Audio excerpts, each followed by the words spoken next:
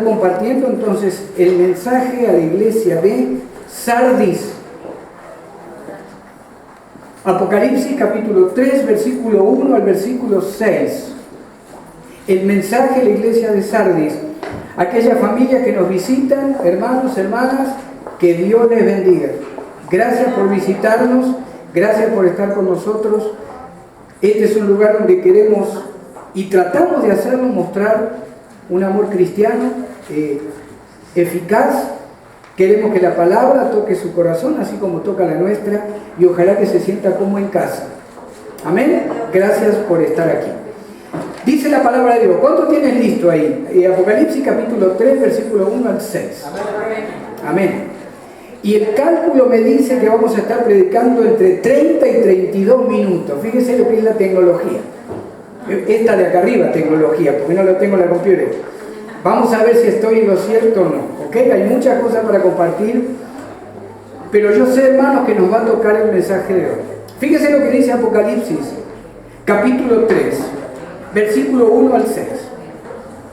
Dice el Señor, a través del apóstol Juan: escribe al ángel de la iglesia en Sardis, el que tiene los 7 espíritus de Dios y las 7 estrellas, dice esto: yo conozco tus obras, que tienes nombre de que vives, pero estás muerto. Sé vigilante y afirma las otras cosas que están para morir, porque no he hallado tus obras perfectas delante de Dios. Acuérdate pues de lo que has recibido y oído, y guárdalo y arrepiéntete, pues si no velas, vendré sobre ti como ladrón, y no sabrás a qué hora vendré sobre ti. Pero tienes unas pocas personas en Sardis que no han manchado sus vestiduras, y andarán conmigo en vestiduras blancas, porque son dignos o dignas. El que venciere será vestido de vestiduras blancas, y no borraré su nombre del libro de la vida. Y confesaré su nombre delante de mi Padre y delante de sus ángeles. El que tiene oído, oiga lo que el Espíritu dice a la iglesia. Señor, te damos gracias por tu palabra. Toca por favor nuestra mente, nuestro corazón, que salgamos diferentes hoy de este lugar, de cómo hemos llegado. Señor, en el nombre de Jesús te lo pedimos. Amén. Amén. El mensaje de la iglesia de Sardis, hermanos, enviado a estas iglesias reales de alrededor del año 96 después de Cristo, casi al final del primer siglo. Usted tiene ahí el mapa. Hemos visto ya Éfeso, Esmirna, Pérgamo, Tiatira. Hoy vamos a ver el mensaje de la iglesia de Sardis. La iglesia de Sardis significa los que se escapan, los que pueden escapar. Y era una iglesia real del año 96, 95, por ahí después de Cristo. Pero fue la iglesia históricamente que abarcó el tiempo de la reforma a Roma, o la reforma de la palabra de Dios en contra de Roma y en contra de todo lo que la edad oscura de la iglesia había logrado desde el año 600 más o menos al año 1500. La iglesia católica, llamada universal católica, de alguna manera en esos 850 años logra levantar doctrinas que no eran bíblicas. Lo hablamos la semana pasada en el mensaje a Tiatira. El mensaje a Sardis era para esa iglesia en el año 96 después de Cristo. Fue una iglesia histórica durante el año 1500 más o menos al 1750, la era de la Reforma, pero también el mensaje aplica a cada uno de nuestros corazones. La iglesia de Sardis tenía un grave problema. Tenía una autoconfianza demasiado grande en ella misma. Y le explico por qué. Le voy a pedir a mi esposa si pone las próximas fotos. La iglesia de Sardis, la ciudad de Sardis, estaba ahí arriba donde usted lo ve. Estaba rodeado de 3 precipicios. No había manera de ganar la ciudad, no había manera de combatirla. La única entrada a la ciudad de Sardis, que es donde va dirigida esta carta a la iglesia cristiana de Sardis, fíjese que era ese caminito. Eso sigue igual al día de hoy.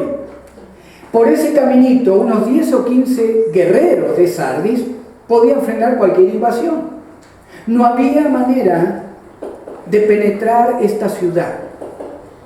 Como no había manera de que nadie ganara la ciudad, los habitantes de esta ciudad del año más o menos 700, 800 antes de Cristo comienzan a creerse demasiado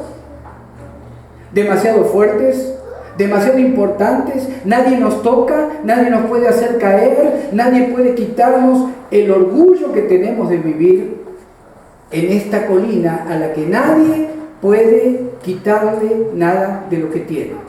Tenían riqueza, eran paganos, por supuesto, la mayoría de la ciudad, como las otras ciudades, como todo el Imperio Romano en esta época. La ciudad de Sardis era impenetrable, no se podía conquistar. Pero en el año 600, 600 antes de Cristo, bajo un rey que se llamó Crosias, esta ciudad logró su mayor esplendor. Tenían más dinero que nunca, tenían la posibilidad de tener arte, de tener esculturas, de tener una biblioteca también importante. El rey Crosias de repente dice, vamos a extender nuestra riqueza. ¿Y sabe contra quién se le ocurre pelear alrededor del siglo IV, siglo V antes de Cristo? Contra el rey Ciro de Persia. El rey Ciro de Persia, usted lo puede leer, por ejemplo, en Isaías 45. 200 años antes que naciera este rey, el Señor Jehová, nuestro Dios, el Padre, el Dios que usted y yo conocemos en el Antiguo Testamento, Jehová de los ejércitos, declara a través de Isaías que este rey Ciro iba a ser imposible vencerlo, porque iba a estar empujado por el poder de Jehová. A pesar de que algunos dicen que terminó siendo pagano, algunos dicen no, conoció realmente el Dios que le dio el poder. Este rey conquistó todo el mundo conocido. En el tiempo que estaba en su mayor esplendor, Ciro y esta ciudad, el rey de esta pequeña ciudad, que nadie estaba molestando porque nadie podía ganarla, decide: voy a hacer guerra contra Ciro, el rey más poderoso de la época. Por supuesto que perdió. Vuelven corriendo a la ciudad, pueden subir, se resguardan en la ciudad, pero Ciro no quedó solo contento con vencerlos en el llano, dijo: yo voy a ser el primer rey que toma la ciudad fortificada de Sardis. Y usted dirá: ¿cómo hizo? ¿Sabe cómo hizo? Con paciencia. Puso soldados abajo, allá abajo donde usted lo ve, fíjese la distancia que hay hasta abajo. Los puso solamente ahí durante meses, para que vieran cómo alguien subía o bajaba de la ciudad sin que fuera por ese solo caminito. Semanas después, un soldado ve desde abajo que a uno de los soldados de la ciudad de Sardis se le cae un casco y queda atascado en el medio de un camino entre las rocas. Ciro encontró la manera, no solo por ese camino, sino por esta hendidura en la peña. Llegó a la cima de la montaña. Cuando llega a la ciudad con 200, 300, 500 hombres, se encuentra que no tenían los guardas no guardaban la ciudad, se iban a dormir a la noche. ¿Quién podía tomar la ciudad?, decían. Nadie. ¿No nos sentimos así como cristianos a veces? Nunca va a haber una resquebradura o resquebrejadura en mi testimonio. Nunca me va a ir nada mal. Nunca me van a ver con esta actitud en mi vida. Nunca me va a ir mal en lo económico, porque yo estoy firme en las cosas de Dios. ¿Cuántas veces hemos escuchado eso? O nos hemos dicho a nosotros mismos: Señor, gracias, porque donde estoy no me baja nadie. El apóstol Pablo dice: el que cree estar firme, fíjese que no se caiga, que no resbale, que no se deslice. Yo le dije que el mensaje de hoy no solo era para Sardis, sino que nos iba a tocar a cada uno de nosotros también. Lo primero que el Señor nos dice a través de este recuento histórico, porque para entender lo que pasó ahí, teníamos que entender primero cómo era esta ciudad.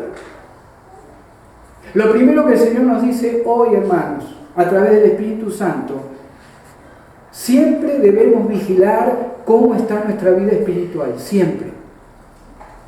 Yo no hice nunca nada malo, yo no hago aquello, yo nunca blasfemé, nunca adulteré. No, pero lo que hay adentro que conservamos como cristianos a veces todavía, el odio, la envidia, la amargura, la pornografía a veces en nuestra mente, en nuestro corazón, pero nadie sabe nada.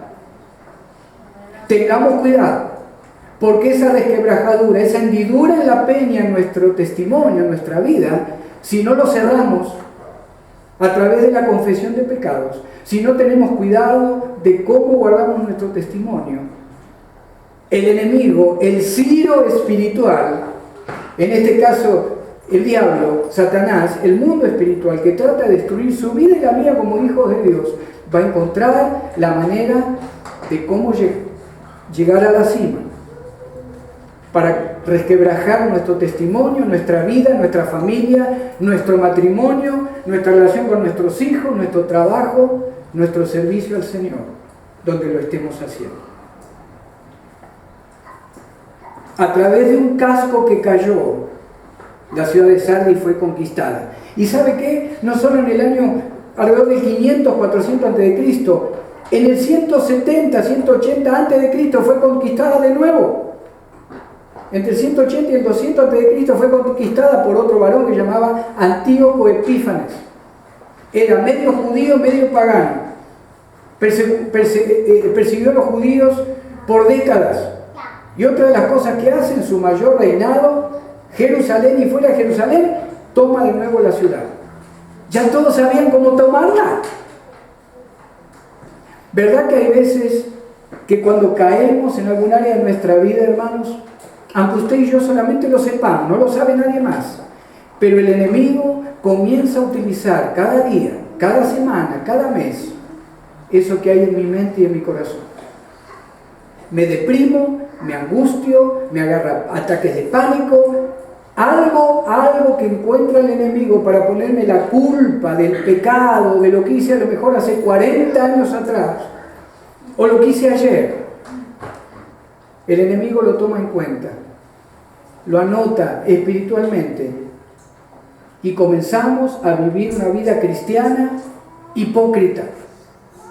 Nos mostramos sin ninguna quebradura, nos mostramos enteros, puro espiritual, pero a partir del lunes al sábado, ¿de qué manera vivimos? ¿Cómo vivimos como cristianos?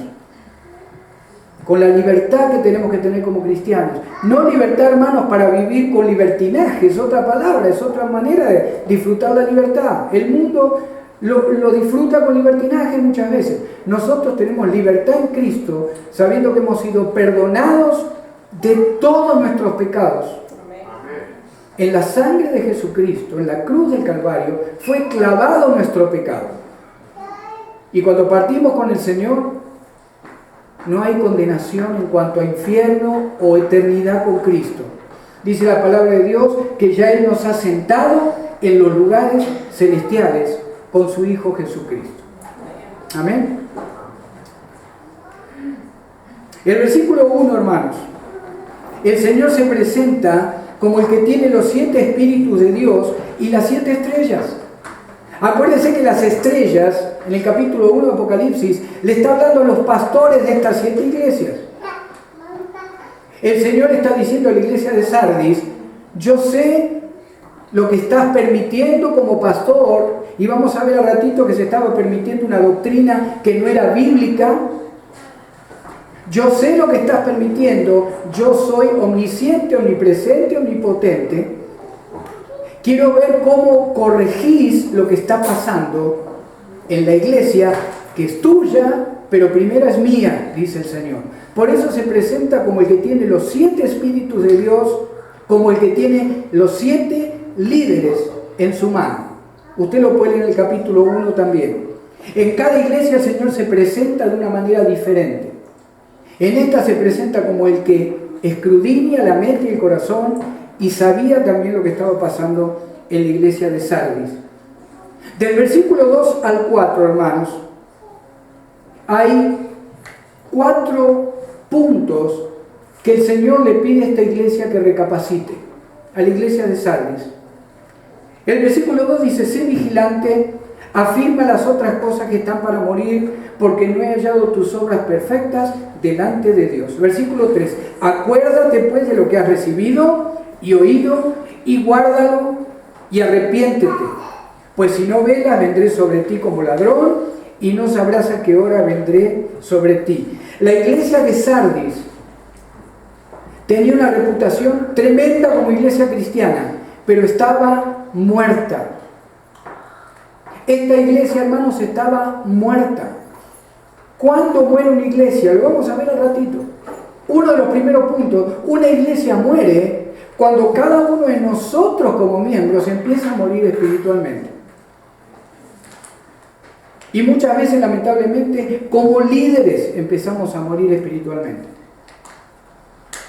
Y usted dirá, qué bueno que se incluyó. Claro que soy el primero que me incluye. Cuando yo, y ojalá que nunca pase, cuando yo o el liderazgo, sea el liderazgo de jóvenes, sea asistente pastor, sea lo que fuera, cuando empiezo a morir individualmente y dejo de sentir esa pasión por Cristo, la iglesia empieza a morir, porque usted empieza a morir también. El Señor le está diciendo, sé vigilante porque están muriendo en todo lo que están haciendo. El Espíritu Santo había dejado de utilizar esta iglesia para influenciar al mundo exterior. ¿Para qué estamos aquí hoy? Aparte de celebrar a las madres, comer una riquísima comida y tener un tiempo de hermandad cristiana. ¿Para qué estamos? Para poder influenciar al que está afuera y todavía no tiene la salvación en Cristo. Si usted y yo creemos que esta palabra me dice que el que tiene a Cristo tiene vida eterna, ¿verdad? Si no, somos un club social. No nos reunamos acá, hubiéramos ido al parque o a la playa a tener una buena comida para las mamás. Usted y yo debemos seguir teniendo esa luz, ese calor, esa palabra de aliento para aquellos que necesitan conocer de Cristo. Si no, somos un club muy bonito, pero estamos perdiendo influencia con el mundo exterior. Sardis lo había perdido. Y el Señor lo primero que le dice, sé vigilante. Literalmente le está diciendo, no te duermas. Le dice al pastor de la iglesia de Sardis, decide a tu iglesia, no se duerman. Sigan influenciando el mundo exterior. El primer paso, hermanos, para levantar una iglesia muerta es reconocer que está muerta. El primer paso que tiene que dar una persona, y es el más costoso, que le dicen que le quedan pocos meses de vida. El primer punto que sucede cuando hay una noticia de este tipo, el primer punto es la negación. No soy yo. Se deben haber equivocado de análisis. Para mí que el médico se equivocó. Y hay 3 o 4 puntos más donde finalmente la persona, ¿verdad? Si llega el tiempo de partir con el Señor o de morir, finalmente dice, bueno, ¿qué tengo que arreglar a mi alrededor? Porque este es mi tiempo en que voy a partir. Pero el primer punto es la negación. Cuando usted y yo neguemos, o como iglesia neguemos, que el Señor nos quiere usar para bendecir a otros, para tocar este barrio, para tocar Oxnard, Camarillo, Ojai, Carpintería, Santa Bárbara, cuando dejemos de sentir eso, nos empezamos a morir. Por eso trabajamos, por eso evangelizamos, por eso tenemos estudio en las casas, cada día miércoles, por eso tenemos estudios los viernes acá a la noche, para todas las edades. Vamos a evangelizar a Ventura Avenue, vamos a evangelizar a Thompson, queremos evangelizar algún día en Ojai, en Oxnard. ¿Para qué hacemos eso? Si nos podemos quedar tranquilos en la cama un sábado. Queremos comenzar a influenciar el mundo exterior de nuevo. Es el último tiempo de la iglesia de Cristo, hermanos. Si usted tiene fe en la palabra de Dios, le puedo asegurar que usted va a creer lo que le estoy diciendo. No quedan muchas décadas hasta que Cristo vuelva, no quedan muchas. Todo lo profético se está cumpliendo. Lo histórico, lo profético, lo cultural, lo social, aún lo que está pasando en este país con la carrera presidencial, les puedo asegurar que es profético y está en la palabra de Dios. Aún eso. aunque parezca que está todo descontrolado. El Señor dice, sé vigilante, no te duermas. Nos llamamos cristianos, nos llamamos creyentes, no nos durmamos. No nos durmamos, como se durmió la iglesia de Sardis. La mayoría de esta iglesia estaba dormida. Después el Señor le dice, afirma las cosas que están para morir. ¿Qué otras cosas estaban para morir? En el versículo 4 dice, pero tienes unas pocas personas también, que no están en esa condición. ¿Cuál era la estrategia para el pastor de Sardis? Que siguiera trabajando con los que quieren trabajar para el Señor. Hermanos, como pastor le digo una cosa, no hay nada más difícil, no hay nada más, no voy a decir molesto, pero no hay nada más duro que querer convencer a alguien si quiere levantar un ministerio para Cristo. Tratar de ablandar un corazón para que venga a los estudios. Tratar de mostrarle a los jóvenes, las jovencitas, los ancianos, los adultos, aquellos que llegan hace poco a Cristo Jesús. Es duro tratar de mostrarles que no hay mejor vida que en Cristo si no lo creen. Si no quieren en su corazón reconocer que Cristo es la razón de sus vidas. Quieren bendición, quieren prosperidad, quieren el matrimonio trabajando bien, la economía trabajando bien, pero no quieren poner el tiempo necesario muchas veces en recibir la palabra, en ser parte de una iglesia local, en ser parte de un estudio bíblico. Pero todos los que tenemos años en el Señor podemos decirles esto. Y aunque usted se lo diga 10 veces, muchas veces dicen, yo tengo mi tiempo, yo soy joven, o lo que fuera. Nosotros podemos decirles algo. Nuestra vida comenzó a tener sentido y propósito cuando recibimos a Cristo como Señor y Salvador. Yo estaba perdido en el mundo hace 20 años atrás. Perdido, creyéndome que era alguien, creyéndome que tenía cualidades como para ser alguien en distintas áreas de mi vida. No tenía nada. Lo único que tenía era basura en mi mente, en mi corazón, en mi boca, en lo que oía, en lo que miraba. Como cristianos sabemos que nuestra vida comienza a tener propósito cuando recibimos a Cristo como nuestro Salvador. Pero no hay nada más difícil que querer convencer a alguien de que tiene que empezar a trabajar para el Señor, poner esfuerzo, poner tiempo, invertir en la palabra de Dios, invertir en escuchar una predicación, invertir en ir a un grupo de oración para pedir por sus necesidades.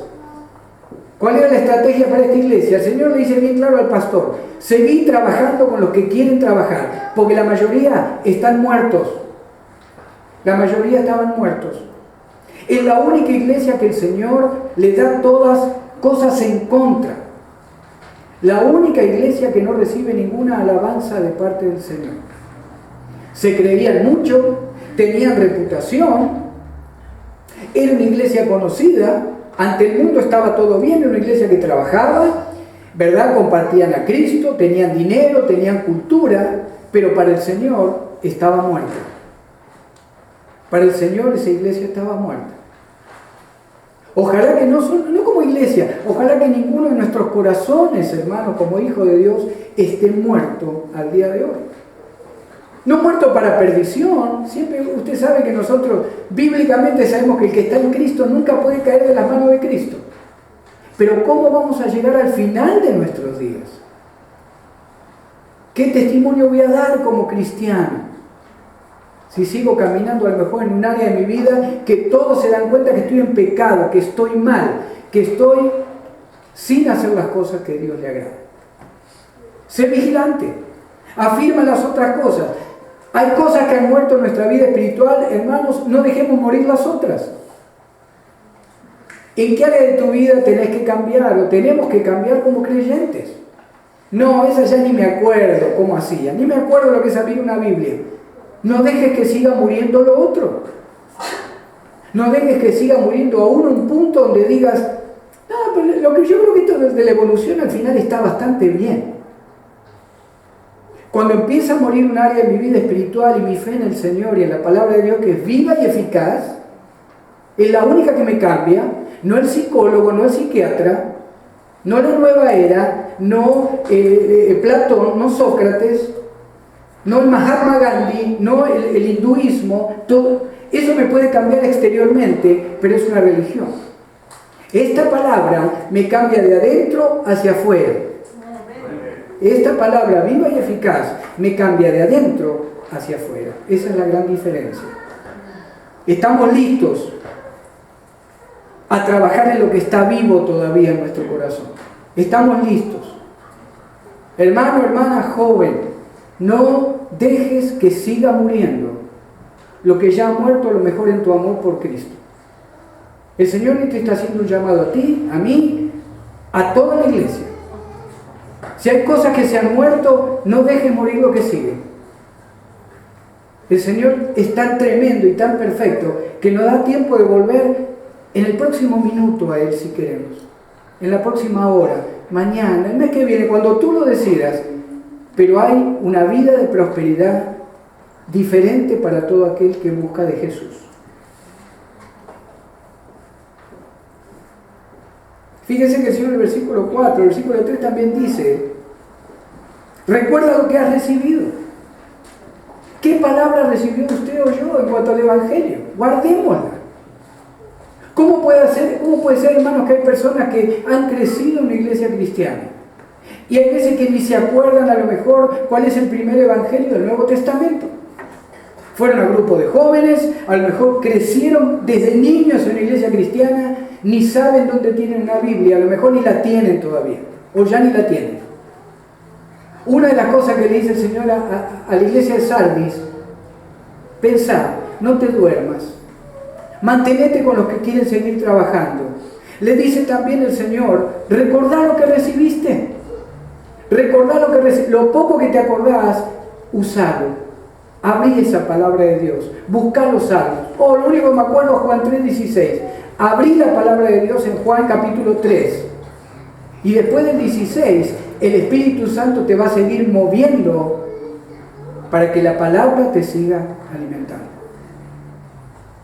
Y acá hay una pregunta difícil, hermano. Alguno dirá: ¿y le conviene al pastor decir eso? Sí que me conviene. ¿Sabe por qué? Porque yo una vez tuve que tomar una decisión semejante. ¿Cuándo es tiempo de quedarme o de irme de una iglesia? ¿Cuándo me quedo o cuándo me voy? Y muchos dirán: esto es un cuchillo de dos filos. Yo sé que lo es. ¿Sabe cuándo me voy de una iglesia? ¿O me tengo que ir? Cuando el Espíritu Santo murió en la iglesia. Cuando usted siente que lo que recibe está muerto, está podrido, está mezclado con el mundo, no se quede. Porque usted también va a empezar a morir de la misma manera. ¿Cuándo me quedo y cuándo me voy? Me quedo cuando me di cuenta que el Espíritu Santo sigue a cargo de mi vida, de los que me rodean y de mis líderes. Cuando se empieza a morir todo, no acompañe usted a los muertos espirituales que lo rodean. Comience a buscar un lugar donde el Espíritu Santo esté vivo, donde usted cada domingo se vaya diferente de cómo entró a su casa. Y si es el lugar donde usted está, ahí quédese. El Señor le dice: mira que hay otras cosas que están para morir, van a seguir muriendo porque la iglesia está muerta. Los líderes están muertos en Sardis. ¿Y por qué este mensaje es para hoy más que nunca, hermanos? ¿Usted escucha predicaciones por televisión? ¿Usted ve la vida privada de algunos ministros o esposa de ministros? ¿Usted conoce igual o mejor que yo? ¿Dónde queda la influencia de la iglesia cristiana hoy para el mundo? ¿Dónde queda el pecado? ¿Usted sabía que ya hay iglesias que no hablan de pecado, de infierno, de la sangre de Cristo? ¡Ay, es muy como que la sangre de Cristo! Mejor no, se nos va a ir un montón de gente. El problema es que simbólicamente, si no te roció la sangre de Cristo, no vas a ver una eternidad con Cristo. Y no me tienen que tirar ningún sangre de nada. Es espiritual lo que sucede cuando lo declaro como mi Señor y Salvador. Si eso no lo has hecho todavía, el camino no es bueno, el futuro no es bueno. Déjame decirte, el camino al que vas no es bueno. Es más, es una eternidad en el infierno. Y que me disculpen aquellas iglesias que no nombran infierno tampoco. Hay dos caminos. Cristo Jesús o una vida de tormento en el infierno, de fuego, lago de fuego y azufre. Recuerda lo que has recibido. Una iglesia muere cuando evitamos que el Espíritu Santo la gobierna. Fíjense lo que dice el doctor David Jeremiah. Yo considero que es uno de los mejores predicadores, ya un hombre anciano, que tenemos en la actualidad. Dice esto: una iglesia es bendecida por Dios cuando sus miembros adoran y exaltan a Dios con júbilo en la alabanza, y cuando los líderes predican la palabra con doctrina sana. Eso dice el doctor David Jeremiah. Y lo vamos a tener en cuenta porque es la verdad. Porque es la verdad. No queremos ser como la iglesia de Sardis. No queremos ser en el liderazgo, pero no queremos ser de manera individual tampoco así. Yo no quiero, y usted sé que no quiere, que mueran cosas que tenemos para Cristo, en Cristo y por Cristo. No queremos que eso pase.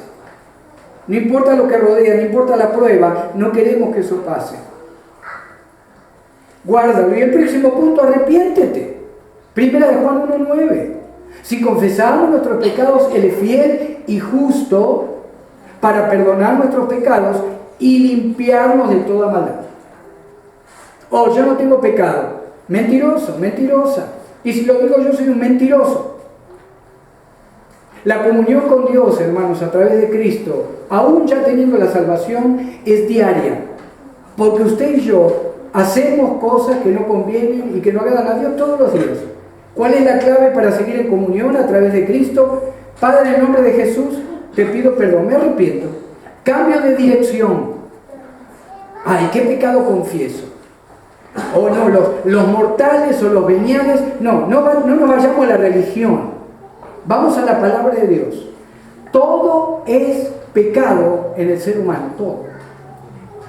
Pero usted y yo sabemos como hijos de Dios que hay veces que hacemos cosas que yo me doy cuenta, los demás se dan cuenta, se va a romper mi testimonio, se va a romper la comunión con mis hermanos en la iglesia y de alguna manera se va a quebrar la comunión que tenemos que tener, aún mientras predicamos la palabra de Dios.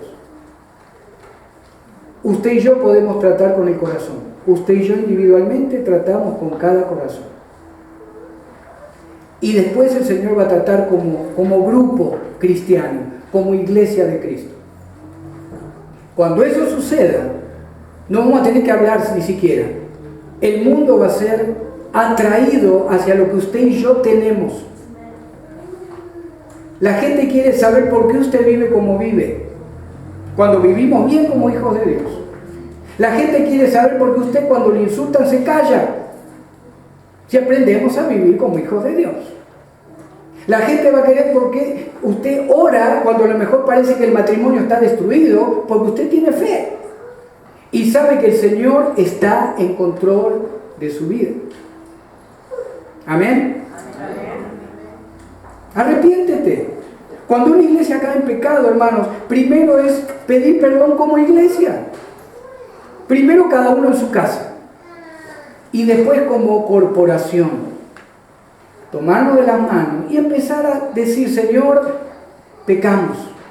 Señor, perdónanos. Queremos cambiar. No queremos que siga muriendo nuestra vida espiritual. Daniel lo hizo. Jeremías lo hizo. La mayoría de los profetas, aún en lo peor de su prueba, clamaron a Dios lo primero diciendo: Señor, estamos mal, queremos que tú nos cambies. Y eso es lo primero que tenemos que hacer cuando empiezan a morir cosas en nuestro espíritu. Como individuo, como esposo, como esposa, como líderes, como iglesia, como trabajadores, como padres, como hijos, como hermanos. Ya para terminar, 5 minutos. Fíjese en las promesas que el Señor le da a esta iglesia. Si el grupito que quedaba todavía fiel a Cristo se mantenía como se mantenía, y si otros llegaban y volvían a Cristo con un corazón arrepentido, gloria a Dios. Estas son las promesas. Y esta promesa, hermano, hermana, joven, cristiano, aplica para usted y para mí. Esto es lo que nos espera. Fíjese el versículo 5. El que venciere será vestido de vestiduras blancas, y no borraré su nombre del libro de la vida, y confesaré su nombre delante de mi Padre y delante de sus ángeles. Las vestiduras blancas, el Señor en su mensaje lo relaciona acá con algo que pasaba en Roma también. Había un día que se le llamaba de la victoria. Aquellos soldados que habían triunfado en victoria, se les daba una ropa especial, una vestidura blanca. Su general iba al frente y toda la ciudad de Roma miraba quién había sido el general que lo había guiado a la victoria y todos los que seguían después de él. La palabra de Dios dice que usted y yo ya hemos sido vestidos con vestiduras blancas delante de Cristo. ¿Qué significa esto? Nuestro general, nuestro capitán, nuestro Dios, el creador del universo, es el primero que resucitó. ¿Verdad? Amén. Lo creemos por fe. Si no, vámonos a la comida. La palabra dice que si creo eso y lo tengo con mi Señor, nos garantiza, hermano, nos garantiza que usted y yo ya tenemos este tiempo eterno con vestiduras blancas delante de Cristo. No borraré sus nombres. Es un doble negativo en el idioma griego. ¿Sabe lo que está diciendo el Señor en realidad? Y no borraré ahora, no borraré nunca, no hay manera de borrarlo, no pueden borrarlo, no quiero borrarlo y no lo van a poder borrar. Y si usted quiere decir 20 veces, 1000 veces, eso es lo que el Señor está diciendo en el idioma griego cuando dice, no borraré sus nombres del libro de la vida. ¿Qué significa esto? Ya estamos con el Señor, hermanos. Si usted tiene a Cristo en su corazón, ya estamos con el Señor. Simbólicamente, eternamente, espiritualmente. Pero por otro lado, no va a borrar nuestro nombre del libro de la vida. Ay, ¿cuándo lo anotó? Es que es al revés. Muchas veces escuchamos predicaciones donde dicen, cuando lo recibiste, te anotó. No. Cada registro, por ejemplo, en Roma, cuando un niño nacía, era anotado. O una niña. Si esa persona durante su vida llegaba a ser algo de honor para Roma, a lo mejor era senador, a lo mejor era diputado, a lo mejor era economista, maestro, filósofo, lo que fuera. Le marcaban con un color, ¿verdad? Como rosa, un color rojo arriba de su nombre. Se lo consideraba un ciudadano ilustre de Roma. Pero los otros nombres ninguno se borraba. Hermano, cuando cada uno de nosotros nace, el libro de la vida contiene ese nombre. Cuando una persona muere sin Cristo, se borra del libro de la vida. Es al revés. Usted y yo todavía estamos ahí. Y no hay manera que nos borren de ahí. Porque hemos recibido a Cristo como Señor y Salvador. Pero el que camina afuera, el que está en la China, el que está en Argentina, en México, o acá a la vuelta, o mismo acá adentro, a lo mejor, diciendo que son cristianos, pero no tienen todavía ese sello del Espíritu Santo, lamentablemente en el último suspiro, se borra el nombre y pasa, acuérdense que el Apocalipsis dice que cuando se abre el libro, y después se abrieron los otros libros, el suyo y el mío, está en el libro de la vida. No hay manera que nadie lo pueda borrar, ni nadie, ni nada. Pero no permitamos, hermanos, que la gente diga, mira que se llama cristiano, mira que se llama cristiana, y no hacemos ninguna influencia en la persona. Estamos muriendo. Estamos muriendo. Confesaré su nombre. Algo que hacían los capitanes. Les hablé de la procesión romana, ¿verdad? Algo que hacían los capitanes cuando llegaban delante del emperador, empezaba a leer los nombres de cada uno de los soldados que habían actuado en esa batalla y que habían logrado la victoria. Lo decía en voz alta, escuchaba el emperador, escuchaba el senado, escuchaban los asesores del emperador y escuchaba el público. El Señor va a confesar tu nombre y el mío. Lo creo por fe, lo dice la palabra viva y eficaz de Dios. Nuestro nombre va a ser confesado delante del Padre por el propio Señor Jesucristo, nuestro Salvador. Amén. ¿No está contento? ¿No está contenta? Estamos contentos. Con cuenta bancaria gordita o flaquita, con carro del año o el carrito del 80 o del 85, con salud, sin salud, más dinero, menos dinero, trabajo, no trabajo, chaparro, bajito, güerito, morenito. Estamos contentos porque somos uno en Cristo. Amén. Y estas 3 promesas son para cada uno de nosotros. Estamos con vestiduras blancas, simbólica y espiritualmente, ya en el cielo con Cristo. Va a confesar nuestros nombres y vamos a caminar delante del Señor, detrás del Señor, cuando Él venga por segunda vez a esta tierra. Usted lo puede leer en el capítulo 19 en adelante del Apocalipsis. El Señor llega en un caballo blanco, segunda venida de Cristo, y todos los ejércitos celestiales, dice, vestidos de vestiduras blancas, vienen detrás de Él, para destruir al anticristo, para terminar los 7 años de tribulación y para establecer el reino en 1000 años sobre la tierra. ¿Sabe quiénes son los de vestiduras blancas detrás de Cristo cuando eso suceda? Nadie sabe cuándo. Usted y yo. Amén. Qué tremendas promesas, ¿verdad? ¿Qué le dice el Señor a la iglesia de Sardis? ¿Qué le dice el Señor a aquel corazón cristiano que está a lo mejor dolido, lastimado, muerto espiritualmente? La iglesia no muere por persecución, ni por falta de dinero, ni por abandono. Cristo es la cabeza de la iglesia, nunca la va a abandonar. Cuanto más persecución hubo en la historia, más se convertían a Cristo. ¿Sabía usted eso? Era multiplicada la situación. Quemaban a lo mejor 1000 cristianos en la arena de Roma, se convertían 2000, 3000, 5000 en los próximos meses o en las próximas semanas. La persecución no destruye la iglesia, la falta de dinero no destruye la iglesia, el abandono no destruye la iglesia porque Cristo nunca la abandona. Una iglesia muere y un cristiano muere. Con esto termino. Una iglesia y un cristiano mueren cuando el pecado, la falsa doctrina y mi soberbia espiritual comienzan a destruir mi testimonio, el testimonio de mi familia y el testimonio de mi iglesia. Amén. Amén. Hermanos, no nos durmamos. Hoy se puede cambiar. Si hay que avivar esa área que hemos estado dejando morir en Cristo, hoy es tiempo de avivar. Amén. Amén. Bendito Padre de la gloria, gracias.